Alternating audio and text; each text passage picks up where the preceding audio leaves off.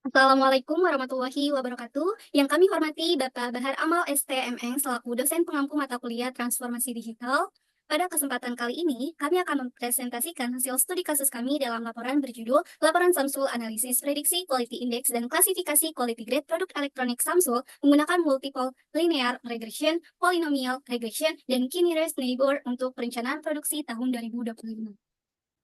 Sebelum masuk ke pembahasan, izinkan kami memperkenalkan diri. Baik, kami dari kelompok 10, dengan saya sendiri Revalina NPM 24 1063 123 0063 dan rekan saya.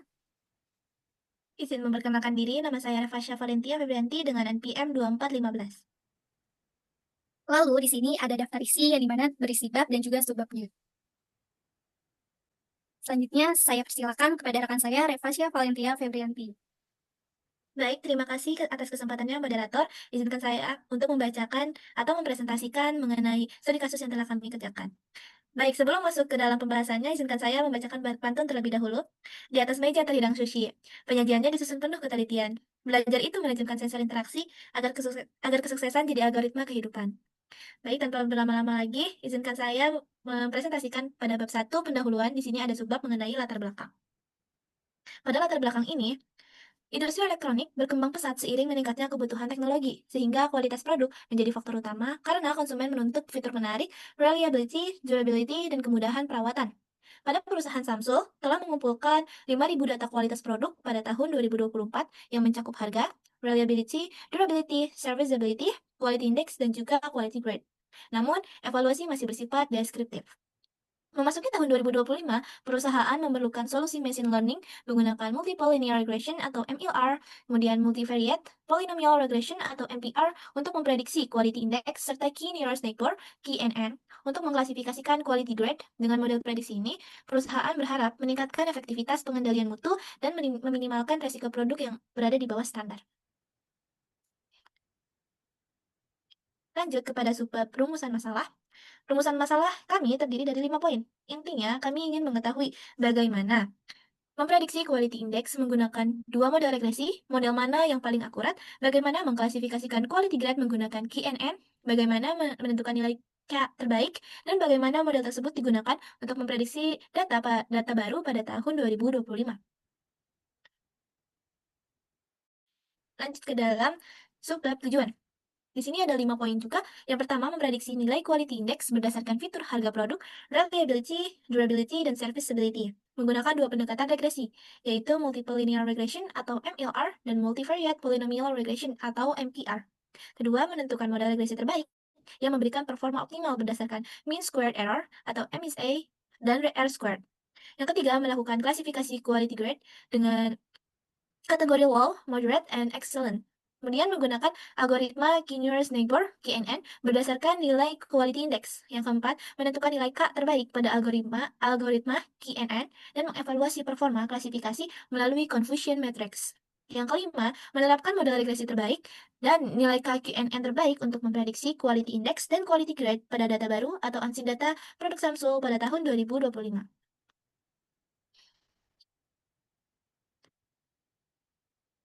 Selanjutnya ada manfaat. Yang pertama, memungkinkan perusahaan memprediksi quality index sebelum produk diproduksi secara massal sehingga dapat mengidentifikasi potensi masalah kualitas sejak dini. Kedua, mendukung pengendalian mutu produk secara lebih efektif, terstruktur, dan berbasis data. Yang ketiga, membantu perusahaan menentukan strategi produksi dan perencanaan tahun 2025 berdasarkan prediksi kualitas produk yang akurat. Yang keempat, mengurangi risiko produksi produk di bawah standar dan meminimalkan kerugian akibat kualitas yang tidak sesuai. Yang lima, menjadi dasar implementasi sistem pengawasan kualitas berbasis machine learning yang lebih modern dan juga adaptif. Bab kedua yaitu metodologi. Di sini ada diagram alir dari laporan Samsul, studi kasus yang telah kami kerjakan. Di sini diagram alirnya menjelaskan proses penelitian dari awal hingga akhir. Tahap pertama ada data collection dengan mengambil dataset berisi 5.000 sampel Samsung. Kemudian dilakukan data pre-processing seperti encoding, variabel, kategorikal, dan pembagian data training sebesar 80% dan testing 20%. Setelah itu dilakukan analisis korelasi untuk mengetahui variabel yang paling berpengaruh terhadap quality index. Lalu dua model regresi yaitu multiple linear regression atau MLR dan polynomial regression diuji untuk memprediksi quality index. Setelah model terbaik dipilih, yaitu Polynomial Regression Degree Tree, nilai Quality Index yang dihasilkan digunakan sebagai input untuk model klasifikasi GNN guna menentukan kategori kualitas produk. Yang terakhir, model digunakan untuk memprediksi data baru tahun 2025. Selanjutnya ada langkah utama. Langkah tersebut sudah dijelaskan pada diagram alir tadi. Kemudian di sini ada data exploration. Pada tahap eksplorasi data ini, kami melihat penyebaran nilai menggunakan statistik deskriptif, memeriksa missing values, melakukan label encoding, dan melihat korelasi antar variabel. Di sini saya akan menjelaskan mengenai statistik deskriptif dulu. Di sini ada dataset yang memiliki 5.000 baris dengan 6 variabel utama dengan 2 pemodelan. Yang pertama ada pemodelan regresi, yang kedua pemodelan klasifikasi. Pada pemodelan regresi ada variabel independen dengan 4 kategori yaitu harga produk, reliability, durability, dan serviceability. Pada variabel dependen ada quality index, dan yang kedua pemodelan klasifikasi. Pada klasifikasi ini ada quality grade dengan 4 kategori di quality grade-nya yaitu low, ada 3 kategori di quality grade-nya yaitu low, moderate, dan juga excellence. Tujuan dari analisis statistik deskriptif ini memahami penyebaran dan karakteristik data numerik, menghitung nilai rata-rata atau mean, kemudian median, standar deviasi, variansi, nilai minimum, nilai maksimum, serta selisih antara nilai maksimum dan nilai minimum, serta menggunakan nilai kuartil seperti presentil ke-5 dan presentil ke-50 sebagai dasar penentuan kategori quality grade. Di sini ada tabel statistik deskriptif data numerik. Pada reliability, rata-ratanya sekitar 3,02 dan nilai kuartil Q1 sama dengan 2, Q2 sama dengan 3, dan Q3 sama dengan 4. Artinya produk pada rentang 2 sampai 4. Lalu serviceability-nya rata-rata sekitar 1,97 dan nilai kuartilnya Q1 sama dengan 1, Q2 sama dengan 2, dan Q3 sama dengan 3. Artinya besar nilai berada pada rentang 1 sampai 3. Pada variasi reliability, lebih tinggi, standar deviasinya 1,43 dibandingkan serviceability standar deviasinya 0,81. Artinya keandalan produk lebih bervariasi, sedangkan serviceability lebih konsisten. Pada kategori quality grade, berdasarkan nilai quartile quality index kurang Q5, kurang dari Q5. Low, kemudian Q5 kurang dari quality index, lebih kecil dari Q50 dengan kategori moderate, kemudian quality index lebih besar dari Q50 dengan kategori excellence.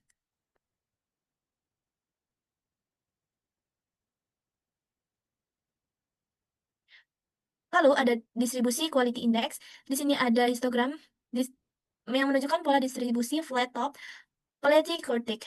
Sumbu Y menunjukkan density sehingga skalanya 0,50 sampai 1. Bukan jumlah data, namun histogram ini menunjukkan pola platycortic atau flat top yang berarti sebaran quality index berada di tengah dan menurun pada nilai yang ekstrim. Hal ini menggambarkan bahwa sebagian besar produk berada pada kualitas menengah, sementara nilai yang sangat rendah maupun sangat tinggi relatif jarang muncul. Kemudian pada gambar yang kedua ini ada frekuensi quality grade.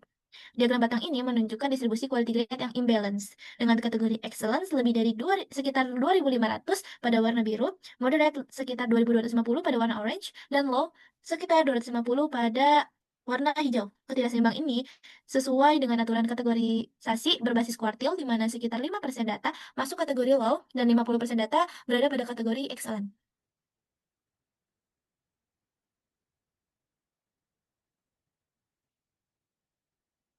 Lalu di sini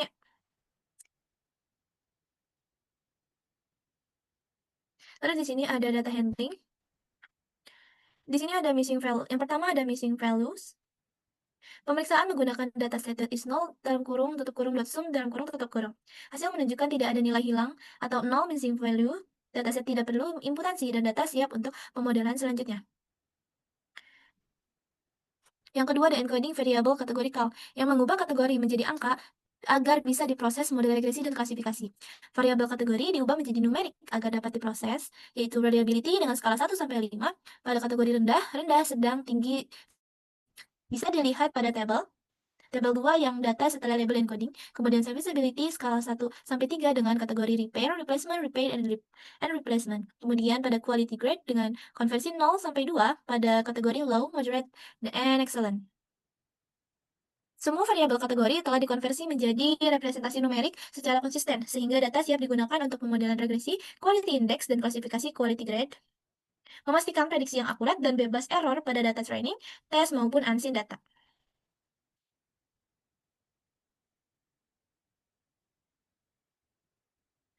Lalu pada bab 3 data Lalu pada bab 3 data exploration ini ada korelasi.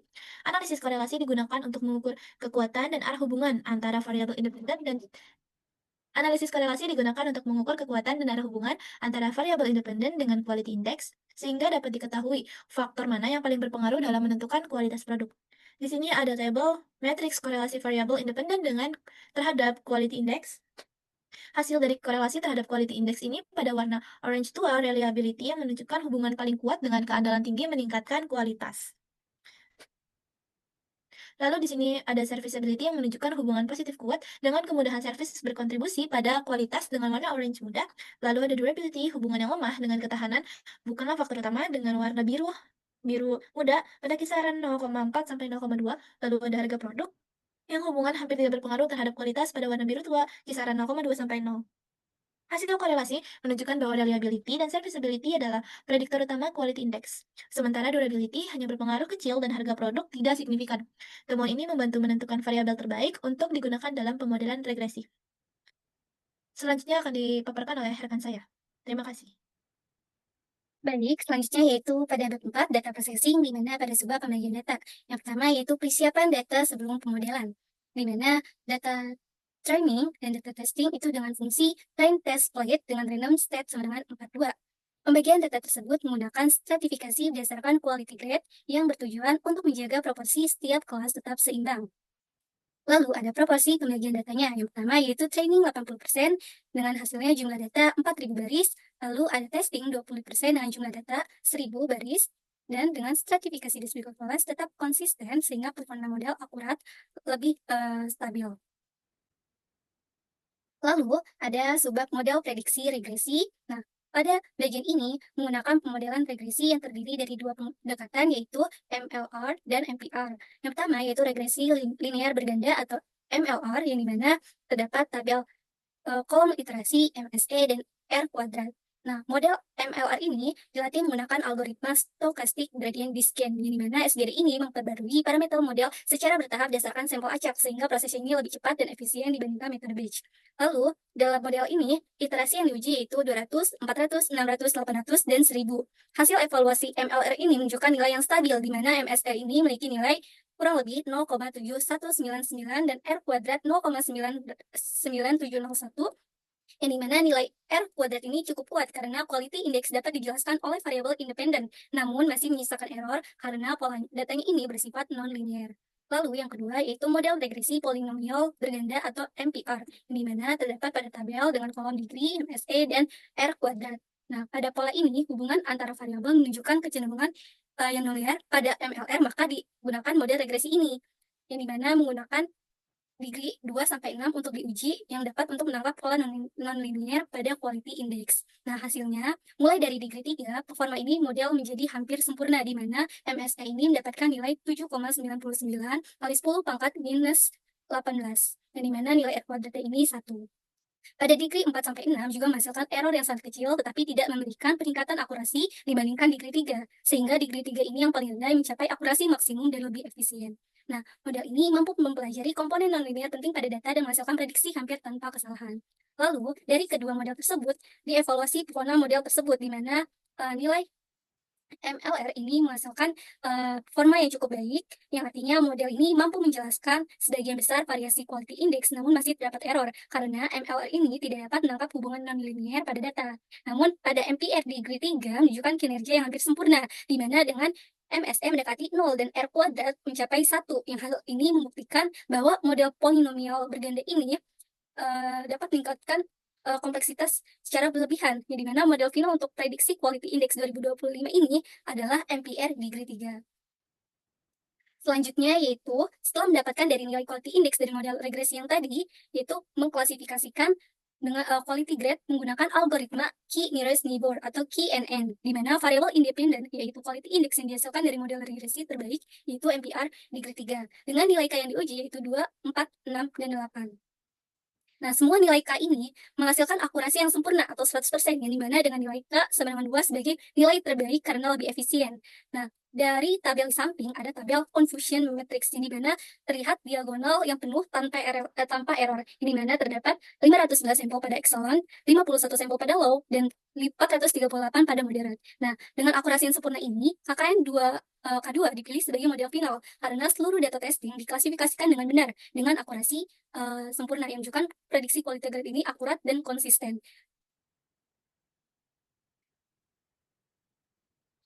Lalu, pada subbab selanjutnya yaitu ada unseen data prediction, di mana pada tahap ini terdapat 9 sampel data baru pada tahun 2025 yang berisi informasi harga produk, reliability, durability, serviceability. Yang dimana proses ini dilakukan dengan 2 langkah, yaitu prediksi quality index dengan menggunakan MPR di grade 3 dan klasifikasi quality grade menggunakan KNN Q2, yang dimana hasil menunjukkan pola yang konsisten, yaitu produk dengan reliability tinggi dan serviceability baik cenderung mendapatkan quality index yang tinggi dan masuk ke kategori excellent, yang dimana terlepas dari harga maupun durability-nya. Lalu, pada produk dengan reliability rendah atau serviceability terbatas cenderung memiliki quality index lebih rendah dan masuk ke kategori moderate, yang meskipun harganya lebih mahal.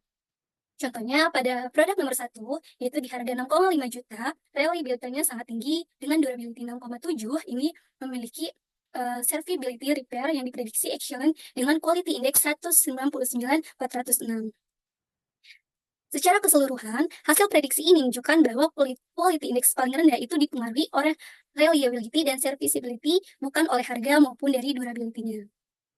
Baik, dari data yang sudah kami paparkan, berdasarkan analisis tersebut, kesimpulannya yaitu implementasi machine learning terbukti efektif dalam memprediksi quality index dan mengklasifikasikan quality grade produk, di mana regresi polinomial berganda di grade 3 menjadi model regresi terbaik dengan akurasi hampir sempurna, yang menunjukkan adanya hubungan non-linear yang kuat antara variabel input dan kualitas produk. Sementara itu, KNN Q2 mencapai akurasi 100% pada klasifikasi. Analisis korelasi menegaskan bahwa reliability dan serviceability merupakan faktor yang paling berpengaruh, sedangkan harga produk dan durability berpengaruh lebih kecil. Nah, model ini memberikan prediksi konsisten pada data baru tahun 2025, sehingga kombinasi regresi polinomial berganda di grade 3 dan KNN dapat digunakan sebagai sistem pendukung keputusan untuk pengambilan mutu produk dan pengendalian mutu perusahaan Samsung yang lebih akurat dan berkelanjutan. Dan sini ada lampiran untuk data yang telah kami buat untuk menyelesaikan studi kasus pada analisis laporan Samsul. Baik, itu saja yang dapat kami sampaikan. Tapi sebelum kami menutupnya, izinkan saya memberikan satu pantun. Laporan selesai, analisis jelas. Semua data sudah kami paparkan. Cukup presentasi dari kami. Kurang lebihnya mohon maaf dan terima kasih. Wassalamualaikum warahmatullahi wabarakatuh. Warahmatullahi wabarakatuh.